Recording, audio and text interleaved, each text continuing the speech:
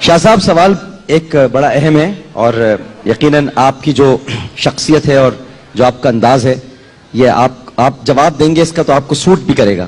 تو سوال یہ ہے کہ سوال یہ کیا گیا ہے کہ مولا علی کو جو مولا کہتے ہیں انہوں نے پوچھا یہ کہ یہ ہم یعنی سنی حضرات وہ بھی مولا کہتے ہیں اور اہل تشیع بھی مولا کہتے ہیں, تو مولا کیوں کہتے ہیں حضرت علی کو؟ یہ تو ہم نے صرف سنا ہے کہ شیعہ کہتے ہیں, تو سنی کیوں کہتے ہیں مولا؟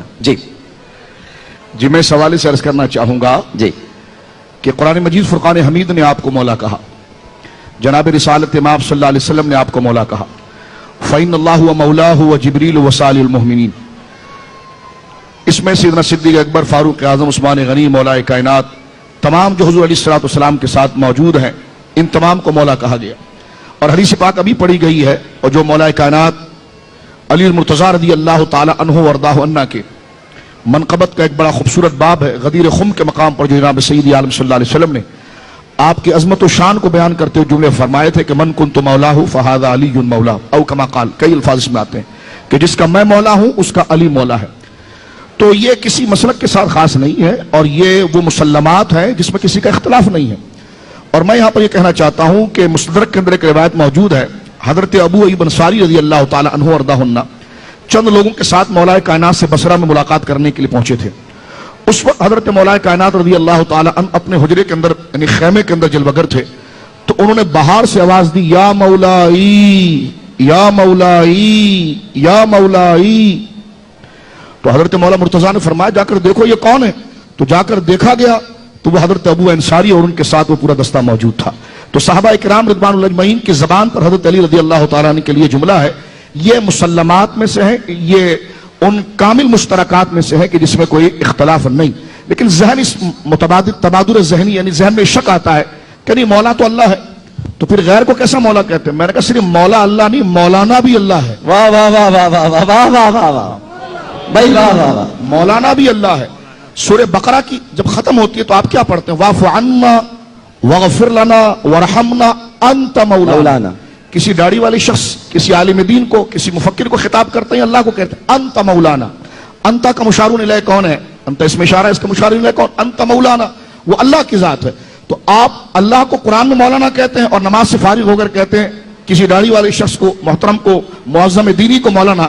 تو جس طرح لفظ کے اشتراک سے وہاں شرک نہیں ہوتا, جو تعویل وہاں پر گوارا ہے وہی تعویل یہاں پر گوارا ہے, بلکہ ہر عالم مولا کائنات کی نسبت سے مولا بنتا ہے. واہ واہ واہ واہ. ان کی نسبت سے اسے یہ فیض نصیب ہوتا ہے کیونکہ کمال کا منتہا آپ کی ذات مبارکہ ہے.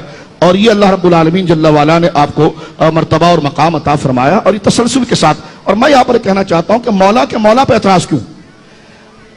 حضرت سیدنا صدیق اکبر رضی اللہ تعالیٰ کی ذات گرامی دیکھیں تو صدیق اکبر سب سے زیادہ سچ بولنے والا کون ہے؟ اللہ. اللہ ہے نا جی جی. فاروق اعظم سب سے بڑا حق اور باطل میں فرق کرنے والا کون؟ اللہ. اللہ. غنی کون؟ اللہ. تو جب حضرت ابو بکر صدیق کو صدیق اکبر کہیں, حضرت ابو بکر کو صدیق اکبر کہیں, حضرت عمر کو فاروق اعظم کہیں, حضرت عثمان کو غنی کہیں, تو شرک کا شائبہ نہیں آتا. یہ مولا کا بغض کیوں ہے پھر؟ آئے ہائے ہائے ہائے آئے ہائے ہائے. یہ پریشانی کیوں ہے؟ اور میں حضرت ابو سعید خدری کی ایک روایت پڑھنا چاہتا ہوں.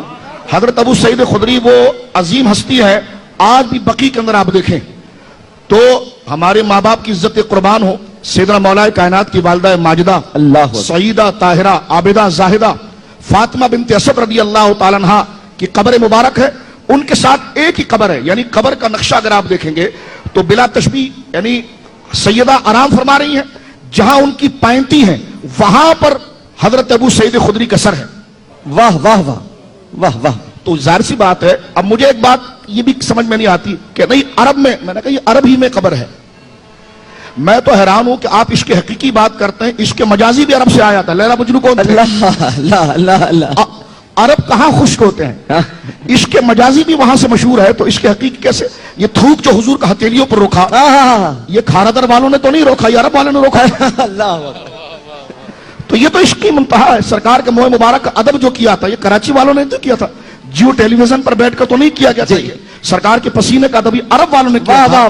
تو عرب ابو بکر صدیق ہیں, عرب فاروق اعظم ہے, سبحان اللہ, عرب عثمان غنی ہے, سبحان عرب مولا مرتضیٰ ہے, اور وہاں عشق ہمیں نظر آتا ہے. تو لہٰذا جس طرح تعویل وہاں پر ان خلفائے راشدین کے لیے کی جاتی ہے، وہی تعویل، وہی مجاز کا قاعدہ، وہی عطا کا قاعدہ یہاں پر حضرت مولا کائنات رضی اللہ تعالیٰ کہا جاتا ہے. یہ بہت بڑی سعادت ہے.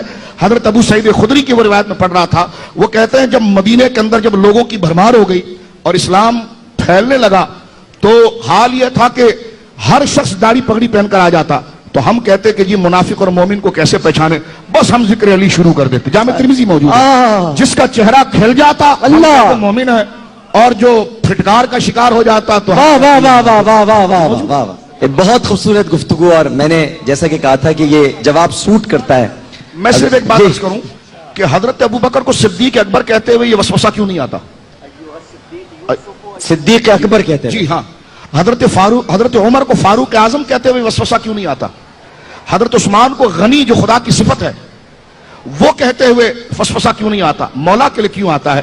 تو لہٰذا پھٹکار کی وجہ سے آتا ہے. جی ہاں. تو لہٰذا ایمان کا تقاضا یہ ہے کہ ہمیں عصبیت کو چھوڑ کر اس طرف آنا چاہیے، اور جن سے رسول اللہ راضی ہیں، جن سے خدا راضی ہیں، ان سے کشادہ قلبی کے ساتھ ان کے مناقب کو پڑھنا چاہیے.